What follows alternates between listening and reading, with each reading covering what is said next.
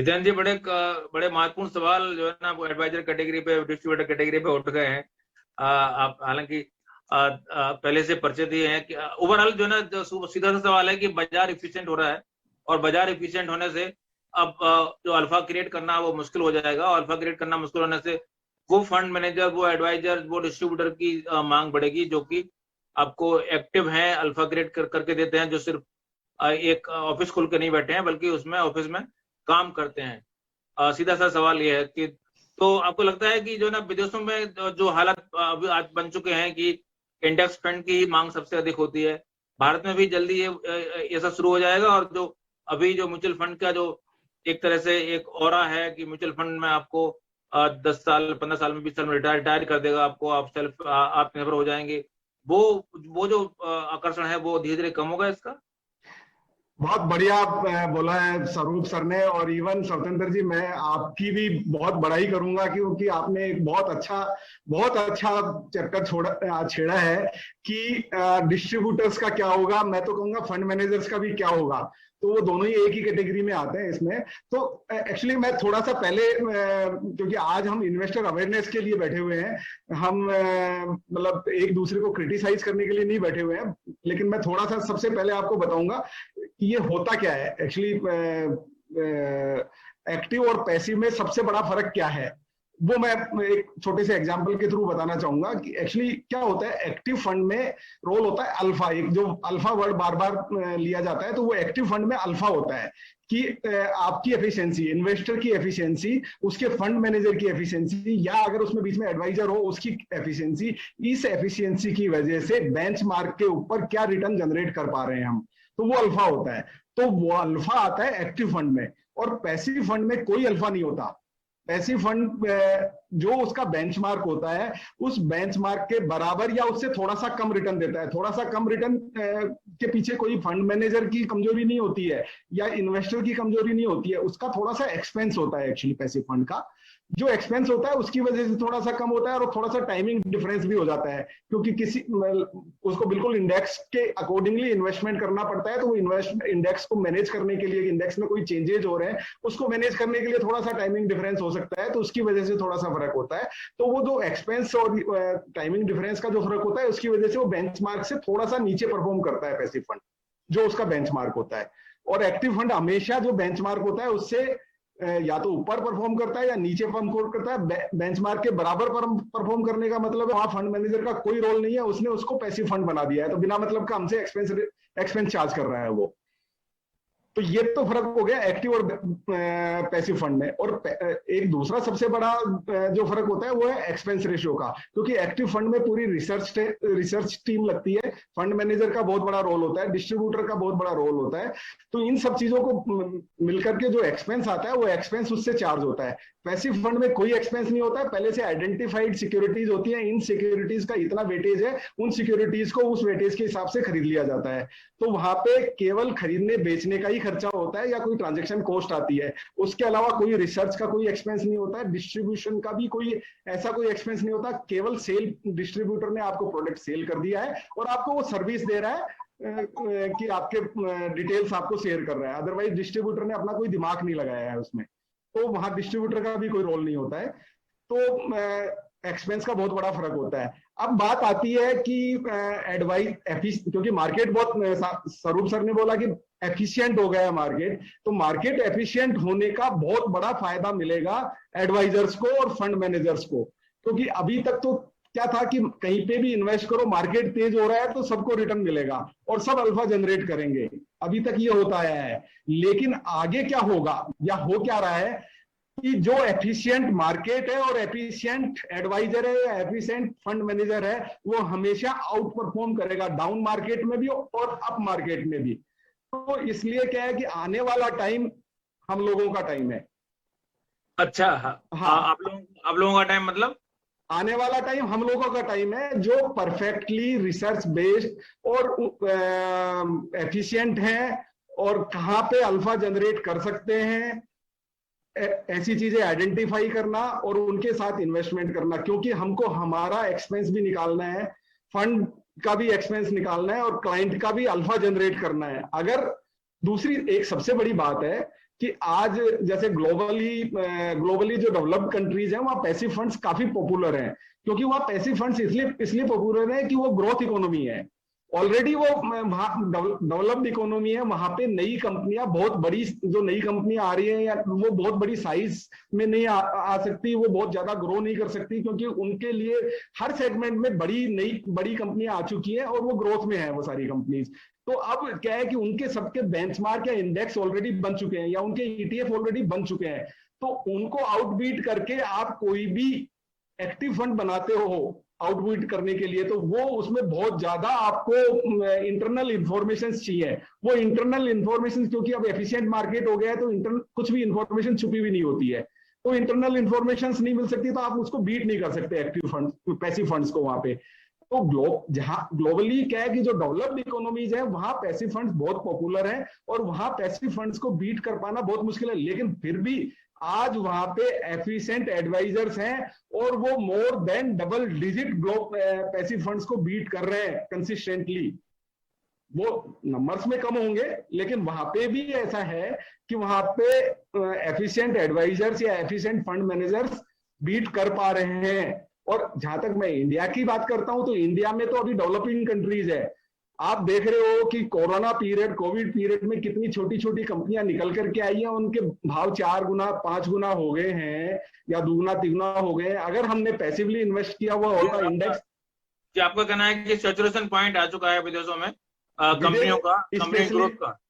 हाँ, स्पेशली जो developed countries है, यूएस है या जापान है, वहां पे सैचुरेशन पॉइंट आ चुका है। डेवलप्ड कंट्रीज में वहां पे 2-3% ही ग्रोथ होती है, तो ग्रोथ का लेवल भी कम रहता है और इन्फ्लेशन लेवल भी कम रहता है। साथ साथ जो है ना, जो भी, क्योंकि म्यूचुअल फंड का भी ग्रोथ उसी हिसाब से होती है जैसे मार्केट ग्रोथ होगी, इसलिए आपके लिए पैसे फंड का स्पेस वहां ज्यादा हो गया है।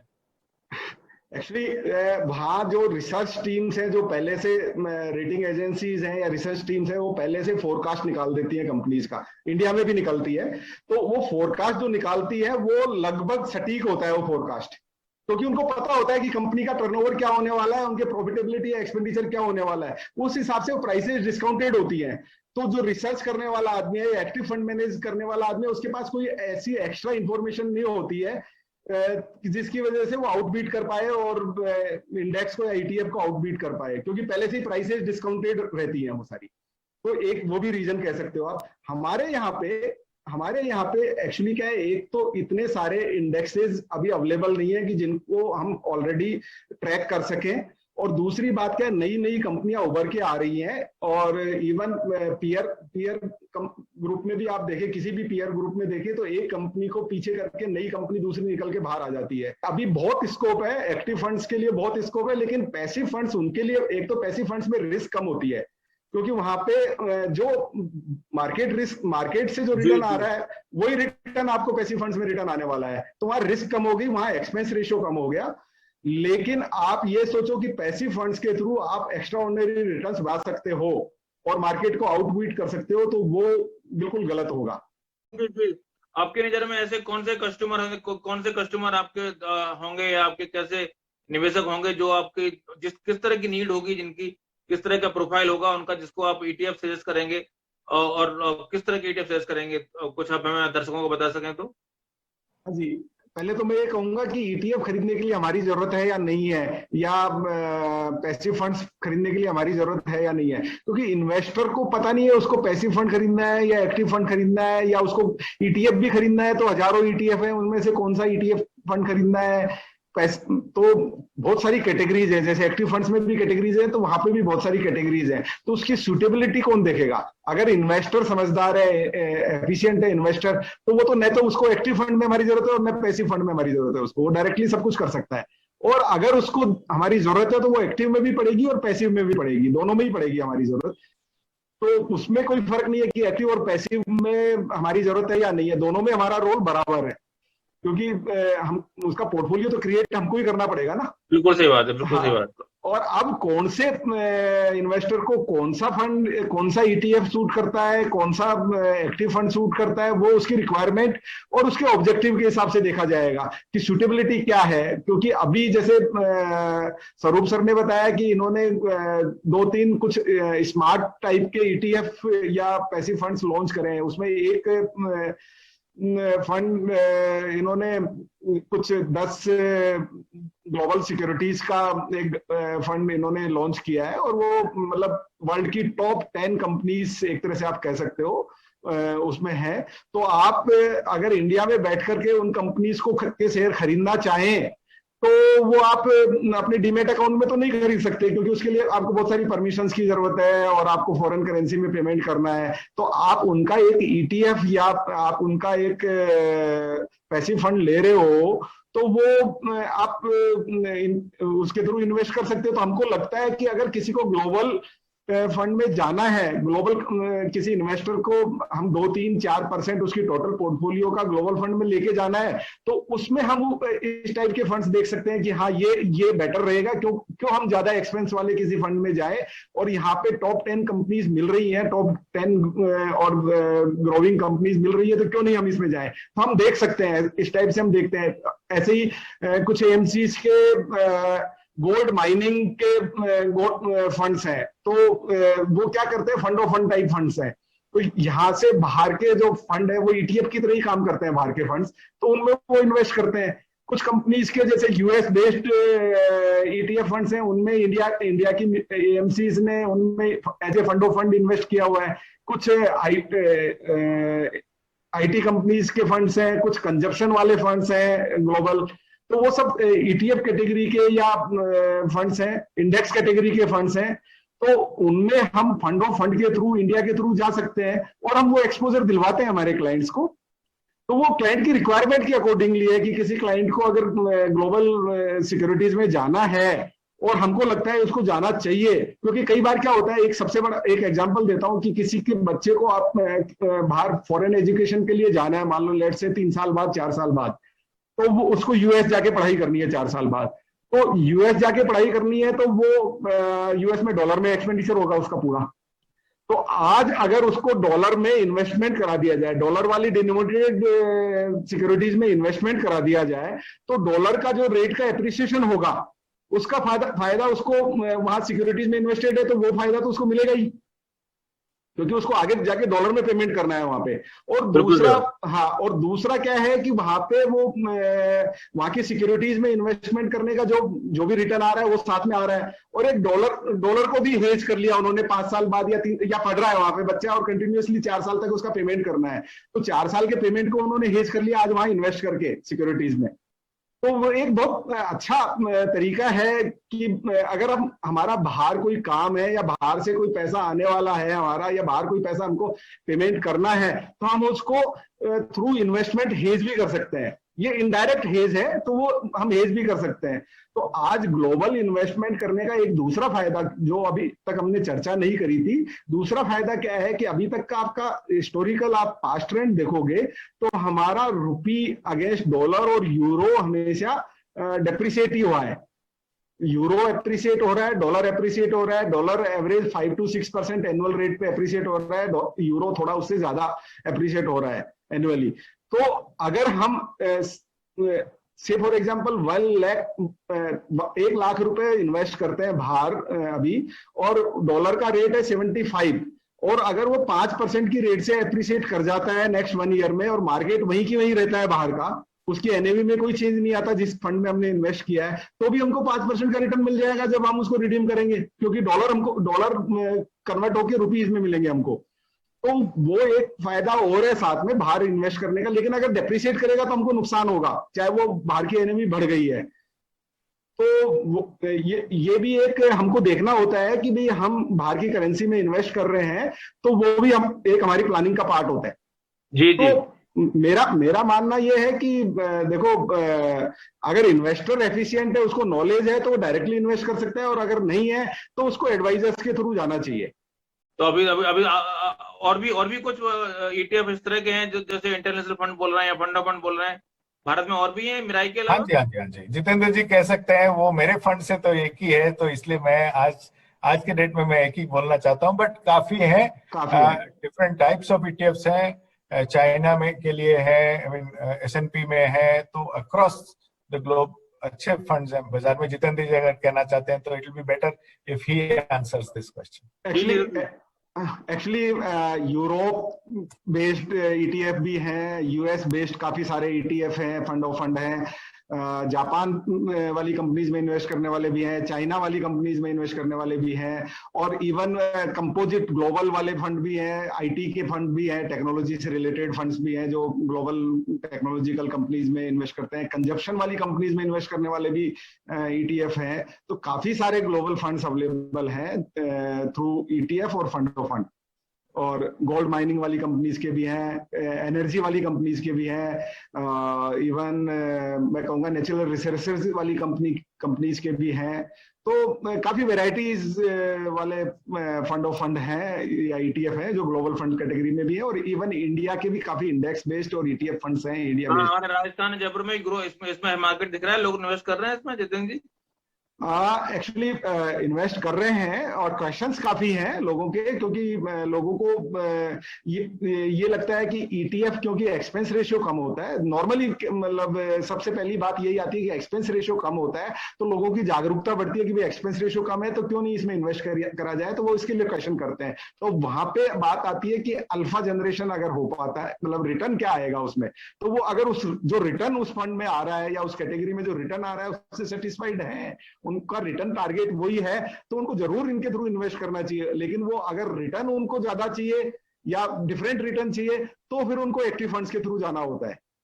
तो मैं ये कहूंगा कि अगर किसी को केवल लार्ज कैप में, मतलब आज एक बहुत बड़ी बात कहने जा रहा हूं कि किसी को केवल लार्ज कैप में इन्वेस्ट करना है, केवल लार्ज कैप में इन्वेस्ट करना है, तो वहां पे उसको ईटीएफ देख लेना चाहिए, या किसी को केवल या इंडेक्स फंड देख लेना चाहिए, सॉरी, केवल लार्ज कैप में इन्वेस्ट, क्योंकि लार्ज कैप क्या है, 100 टॉप मार्केट कैपिटलाइजेशन वाली कंपनीज में इन्वेस्ट करता है, और वो 100 कंपनीज में से कुछ ऐसी कंपनीज को सिलेक्ट करता है, सबका अलग अलग प्रोपोर्शन रखता है, किसी में 8% इन्वेस्ट करता है, किसी में 3% इन्वेस्ट करता है, किसी में 2% इन्वेस्ट करता है, किसी में 1% इन्वेस्ट करता है। और वही इंडेक्स जो 100 टॉप लार्ज कैप वाली कंपनीज का जो इंडेक्स बनता है, उस इंडेक्स में सबका वेटेज फिक्स होता है, उस हिसाब से इन्वेस्टमेंट होता है। तो वहां पे फंड मैनेजर के पास कोई वो नहीं है कि वो उनका वेटेज कम करके और इन्वेस्ट कर दे, तो वो तो क्या आगे जाके इस फंड की आप बहुत ग्रोथ देख रहे हैं क्या? अभी तक जयपुर राजस्थान का क्या अनुभव है? अगर large cap specifically large cap में या कोई कैटेगरी अलग से कैटेगरी ही परफॉर्म करती रहेगी तो उस कैटेगरी के ईटीएफ या इंडेक्स फंड्स काफी पॉपुलर हो सकते हैं। और अगर मल्टीफोल्ड ग्रोथ होती है, डाइवर्सिफाइड ग्रोथ होती है और नई नई कैटेगरी। जितेंद्र जी अगर मगर छोड़िए, आप तो ये बताइए कि जो हालात हैं दिए गए समय में, आज के समय में ईटीएफ में, ग्लोबल फंड में, तो फंड ऑफ फंड में क्या ग्रोथ राजस्थान जयपुर में आपको दिखी है अभी तक? मेरे को नहीं लगता कि अगले 10-15 सालों में बहुत ज्यादा मार्केट पेनिट्रेशन पैसिव फंड्स का इंडिया में हो सकता है, मेरे को नहीं लगता। इंडिया में बोला, आप इंडिया की बात कर रहे हैं या जयपुर राजस्थान? वही जो राजस्थान और इंडिया दोनों एक ही बात है, क्योंकि दोनों का जो मार्केट चॉइस है वो सेम है, सिमिलर है, लेकिन बहुत ज्यादा से मतलब ये नहीं है कि इनकी ग्रोथ, अगर इंडिविजुअली ग्रोथ देखोगे आप पैसिव फंड की, हो सकता है एयूएम ग्रोथ इनकी 100% ईयरली हो जाए, जबकि एक्टिव फंड की ईयरली ग्रोथ 10-20% की भी नहीं हो। लेकिन जो इनका मार्केट शेयर है, वो मार्केट शेयर बहुत ज्यादा अभी मेरे को नहीं लगता कि अगले 10 साल में ग्रो होने वाला है as compare to active fund, जब तक कि हमारी इकोनॉमी बहुत ज्यादा एफिशिएंट नहीं हो जाए और बहुत ज्यादा ट्रांसपेरेंट नहीं हो जाए और हम डेवलप्ड इकोनॉमी नहीं हो जाए। बिल्कुल सही बात है। हाँ, तो स्वरूप जी ये तो सवाल उठा रहे हैं कि जो आपने जो फंड लेके आए हैं वो फंड तो नहीं स्वतंत्र जी, मैंने एक सेंटेंस बोला है कि इसका मार्केट पेनिट्रेशन हो सकता है 100% या उससे ज्यादा की ईयर ऑन ईयर ग्रोथ आए, क्योंकि वो क्या है, मार्केट साइज भी बढ़ता जाएगा, मार्केट साइज बढ़ेगा और उसमें से मेरा सवाल तो मैं ही पूछूंगा ना, आप थोड़ी पूछेंगे। हाँ, नहीं मैं बीच में ये बोल रहा हूँ कि मार्केट साइज बहुत बढ़ेगा इनका, लेकिन क्योंकि जहां तक इंटेलिजेंसी और एफिशिएंसी आएगी तो मार्केट साइज, नए नए प्रोडक्ट आएंगे, इसमें स्मार्ट प्लान्स बनेंगे तो उसमें ग्रोथ आएगी। लेकिन आप ये कहो कि डाइवर्सिफिकेशन हो जाएगा, डाइवर्ट हो जाएंगे लोग एक्टिव फंड से पैसिव फंड में, तो उसमें थोड़ा टाइम लगेगा। उसमें अभी मतलब इतना जल्दी कुछ नहीं होने वाला है। जन जी, आप क्या कहेंगे, कौन सा किन चीजों का राजस्थान में, भारत में अच्छे दिन आने वाले हैं, किन प्रोडक्ट के? एक्चुअली क्या है कि अभी तो पेनिट्रेशन आप देखो कि हमारी जो टोटल पॉपुलेशन है तो उसका पेनिट्रेशन मतलब हम 5% के फिगर पे भी नहीं पहुंच पाए म्यूचुअल फंड में। तो अभी बहुत टाइम बाकी है। एक्चुअली हमको अभी बहुत लोगों को कवर करना है। और मैं कहूंगा कि पिछले 2-3 साल में जो यंग जनरेशन इसमें आ रही है, जो नए बच्चे जो 20, 22, 25, 27 साल के एज ग्रुप वाले बच्चे आ रहे हैं इसमें इन्वेस्टमेंट में, तो ये बहुत जल्दी ग्रो होगा।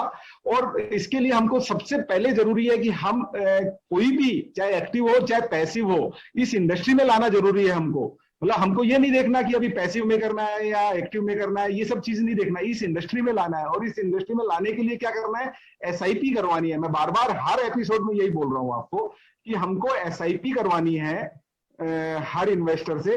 और उसको एसआईपी के बाद ही मालूम चलेगा, क्योंकि वो मार्केट पढ़ना शुरू कर देगा, वो चीजों को पढ़ना शुरू कर देगा जब उसका थोड़ा सा स्टेक आ जाएगा। यहाँ पे एक मिनिमम स्टेक लेके आना है उसका, वो स्टेक आ जाएगा, फिर उसको अंडरस्टैंडिंग आ जाएगी कि मेरे को कहाँ, कौन सी स्कीम में, किस में इंटरेस्ट है, कहाँ इन्वेस्ट करना है, वो पढ़ना शुरू कर देगा। और फिर जिस तरीके से आपने ये मुहिम चलाई है, इस तरीके की मुहिम चलती रहेंगी, लोग सुनेंगे, पढ़ेंगे, तो उनको समझ आ जाएगी कि हमको कहाँ करना चाहिए, किसके थ्रू करना चाहिए और कौन से फंड्स हमको सूट करते हैं। और ये बहुत जरूरी है, क्योंकि इंटेलिजेंट इन्वेस्टर होता है तो अपने आप इंटेलिजेंट एडवाइजर भी हो जाता है और इंटेलिजेंट फंड मैनेजर भी हो जाता है, क्योंकि वहां पे मिस सेलिंग होने की संभावना बहुत कम होती है।